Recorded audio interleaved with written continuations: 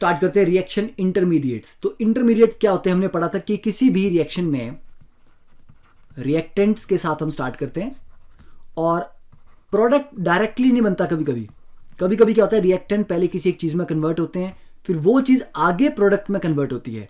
तो रिएक्टेंट और प्रोडक्ट के बीच में जो भी स्पीशीज जनरेट होती है that is called reaction intermediate. मतलब जो बीच में एग्जिस्ट करने वाली स्पीशीज हैं वो हाईली अनस्टेबल होती हैं, इसलिए बहुत रिएक्टिव होती हैं।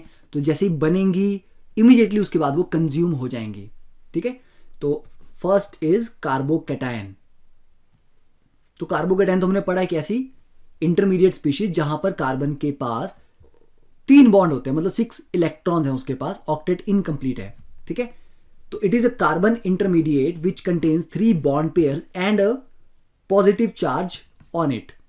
ठीक है, और इनको कार्बेनियम आयंस भी बोलते हैं। इसमें ध्यान क्या रखना है, काफी ज्यादा बुक्स में आपको वर्ड मिलेगा carbonium ions, which is wrong. ठीक है, CH3 पॉजिटिव को या कार्बोकैटायन को कार्बेनियम बोलते हैं, तो ये करेक्ट कर लेना। बहुत सारी बुक्स में ये गलती है, जनरली इसको लिख देते हैं, ये बहुत बड़ा इशू नहीं होता, पर ये एम्स में एक बार क्वेश्चन पूछा गया है। ठीक है, कार्बोनियम क्या होता है, बेसिकली कार्बोनियम होता है जहां पर कार्बन के 5 बॉन्ड होते हैं और पॉजिटिव चार्ज होता है, CH5 पॉजिटिव। ठीक है, ये बनता है जब CH4 प्लस H पॉजिटिव, तब ये स्पीशीज जनरेट होती है। तो ये भी एक तरह का कार्बोकैटायन है, पर ये ट्राईवेलेंट नहीं है, इसके 3 बॉन्ड नहीं है। ठीक है, तो 3 बॉन्ड वाला जो कार्बोकैटायन हम पढ़ रहे हैं मेनली दैट इज कार्बेनियम। ओके, अब वो जो 3 बॉन्ड होंगे वो तीनों सिंगल हो सकते हैं। ठीक है, तो ऑक्टेट इनकम्प्लीट है, 3 ही बॉन्ड है, 6 इलेक्ट्रॉन्स हुए। 2 मतलब एक डबल बॉन्ड और एक सिंगल हो सकता है, या एक ट्रिपल भी हो सकता है। ठीक है, तो तीनों पॉसिबिलिटीज हैं। यहां पर कार्बन की हाइब्रिडाइजेशन इज sp2, यहां पर 2 सिग्मा है तो दिस इज sp, और यहां पर अगर हम देखें तो इट इज ऑलमोस्ट sp। वैसे तो एक ही सिग्मा है, ठीक है, पर अनहाइब्रिडाइज यहां पर ये नहीं होगा। ठीक है, तो कार्बन जब यहां पर sp2 है, सबसे कॉमन हमें ये वाला कार्बोकैटायन मिलेगा, क्योंकि ये 2 हाईली अनस्टेबल होते हैं। जब डबल बॉन्ड वाले पे पॉजिटिव चार्ज हो या ट्रिपल बॉन्ड वाले कार्बन पे पॉजिटिव हो तो they are not very stable. तो सबसे कॉमन आपको ये स्ट्रक्चर मिलेगा, carbon with 3 single bonds and the positive charge. तो sp2 हाइब्रिडाइज है तो तीसरा p ऑर्बिटल खाली पड़ा होगा, तो this is your empty p orbital. ठीक है, और क्योंकि sp2 है तो ये पूरा का पूरा स्ट्रक्चर कैसा होगा, प्लेनर, एक ही प्लेन में होगा। ठीक है, और ये जो p ऑर्बिटल है इसका एक लोब प्लेन से ऊपर और एक लोब प्लेन के नीचे होगा, ये हो गया प्लेनर। तो कोई भी नेगेटिवली चार्ज स्पीशीज जैसे कि न्यूक्लियोफाइल है, अगर उसको इस कार्बोकैटायन पे अटैक करना है तो वो यहां से आके ऊपर वाले लोब के साथ भी ओवरलैप कर सकता है, नीचे वाले के साथ भी कर सकता है, और दोनों के चांसेस बराबर हैं क्योंकि दोनों लोब प्लेन से एक लोब ऊपर एक लोब नीचे है। ठीक है, तो दोनों तरफ से अटैक पॉसिबल है।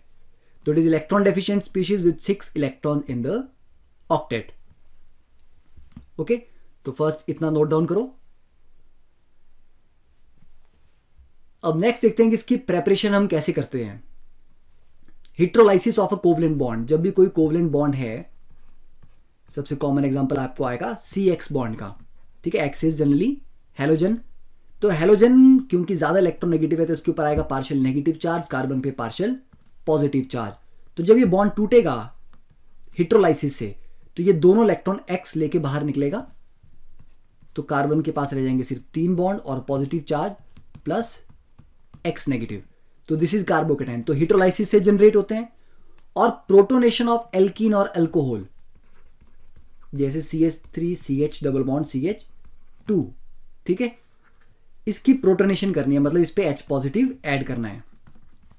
2 तरीके हैं, इस कार्बन को 1 देते हैं, इसको 2 देते हैं। ठीक है, तो ये H पॉजिटिव 1 पे भी लग सकता है, 2 पे भी लग सकता है। फॉर एग्जाम्पल मान लो ये जो डबल बॉन्ड था ये इलेक्ट्रोमेरिक इफेक्ट के थ्रू यहां पे शिफ्ट हुआ 1 पे, तो 1 पे आएगा नेगेटिव चार्ज, तो उस पर H पॉजिटिव अटैक करेगा और वो न्यूट्रल हो जाएंगे।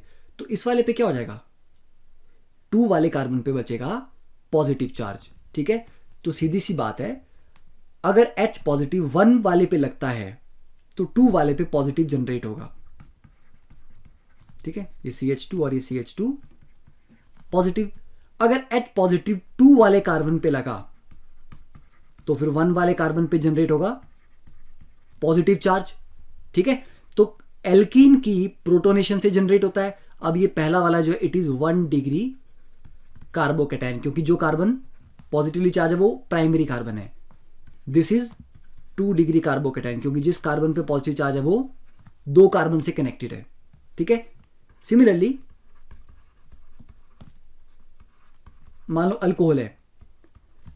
अब अल्कोहल में भी क्या होता है कि जो ऑक्सीजन है उसके पास 2 लोन पेयर हैं और लोन पेयर वो डोनेट किए जा सकते हैं। तो ये लोन पेयर एक H पॉजिटिव को गेन करता है। ठीक है, और ऑक्सीजन के पास एक H पहले था, एक और आ गया और एक पॉजिटिव चार्ज आ गया क्योंकि उसने अपना लोन पेयर डोनेट कर दिया। अब ये जो ऑक्सीजन के ऊपर पॉजिटिव चार्ज है इसलिए थोड़ा अनस्टेबल होगा, तो ये वाला जो बॉन्ड है इसके 2 इलेक्ट्रॉन लेके ये बाहर निकल जाएगा। ठीक है, तो ये H2O, तो ये H2O बन के बाहर निकल जाएगा और पीछे ये जो CH2 रह गया इसके ऊपर आ गया पॉजिटिव चार्ज, क्योंकि इसके पास रह गए सिर्फ 3 बॉन्ड। ठीक है, तो अल्कोहल की प्रोटोनेशन होती है, OH2 पॉजिटिव बनता है, फिर वाटर निकलता है तो बनता है कार्बोकेटायन। ओके, 1 डिग्री हो सकता है, 2 डिग्री हो सकता है, 3 डिग्री, वो डिपेंड करता है इस कार्बन के साथ दोनों H लगे हैं या R है या जो भी है। ठीक है, तो ये बहुत इंपॉर्टेंट चीज है कि अल्कोहल एसिडिक मीडियम में जहां पर H पॉजिटिव प्रेजेंट है प्रोटोनेट करता है और फिर वाटर निकल के कार्बोकेटायन बनता है। ये मेन रिएक्शन है जो हम अल्कोहल जब पढ़ेंगे तो वहां पर इसी रिएक्शन के बेसिस पे मेजॉरिटी ऑफ रिएक्शन हम स्टडी करेंगे। Okay, now note it down. Next is thermal decomposition of diazo compounds. देखो डायजो कंपाउंड में क्या होता है, जैसे R N double bond N। ठीक है, तो इसकी थर्मल डिकम्पोजिशन जब होती है तो हमारे पास R positive plus N2 generate होता है। ओके,